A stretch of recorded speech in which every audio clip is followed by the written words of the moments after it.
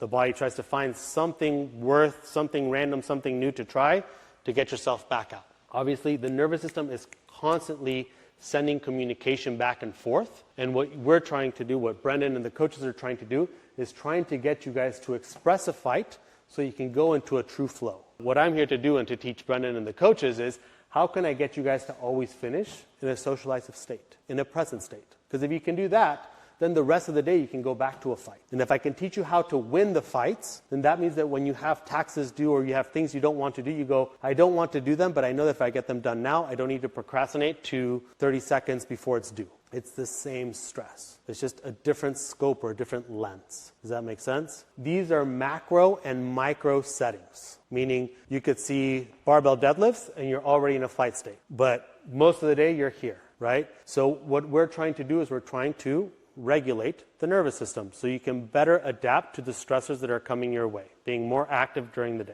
being able to understand, do I actually need to fight this person or should we just walk away? The function of the freeze is to try and find a way to get out and survive. The function of a flight or anxiety is to make sure that you're hypervigilant, to make sure you don't make a stupid decision. That's why women can strategize way better than guys for the most part. But it takes the guy to go, oh yeah, that's why we need to fight. Because the guy's like, dumb's like, oh yeah, okay, let's go, right? The women are like, wait, but what about this, that, the other? There's always a function to this. It's not that it's good or bad. It's just that it's necessary. When you look at the medications, they're looking at pure chemical components, right? When you look at cognitive therapy, they don't look at physical therapy. When you look at nutrition, you don't look. And so everybody just fragments and specializes and says, this is the way this works. But they don't understand the whole concept. So when you look at the full body, you have to understand that, you know, I do emotional mapping. So I can see how the body holds on to stress and how I see you move. I can tell exactly what kind of life you've had and how your body is perceiving the world. The body does a great way of surviving and adapting. And if you teach it to handle less adaptation, it's going to handle adaptation. That's why you have kids now that can sit in a computer and not do anything all day. It's adaptation. The body's comfortable. It gets food when it needs to. It needs to go to the bathroom. Okay, what else do I need?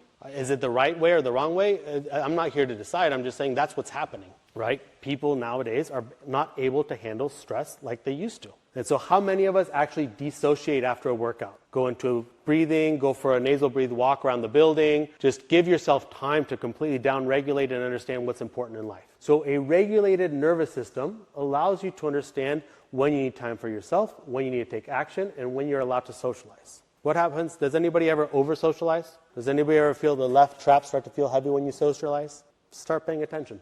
The body is very good at surviving and keeping its behavioral patterns. And so breath work functions as a tool to get you in the state that you want to be in.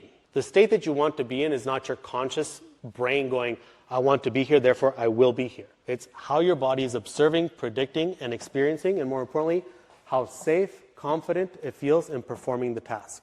When you hold your inhale, what happens? Heart rate goes up. Cognitively, you become hypervigilant. You upregulate the nervous system to try and survive something, to endure. When you exhale and hold your breath, what do? You downregulate to not feel anything. You go to a freeze. So what happens when you guys do your super heavy squats or your deadlifts or your tosses or your rows? What's the first thing I see? Why? Because the body doesn't feel safe and confident to perform the task. But you're like within the community, because we are social creatures, you're like, no, I have to do this. So what do? Displace the tension physically so you can handle the movement mentally. So the breath work, depending on how you're breathing, allows you guys to either upregulate, downregulate, move to your safety, or take action on what you can already do. So that's why it's really important to breathe and move. The oscillation of the breath, the heart rate, and the muscle contraction is what allows you to get to that belief system.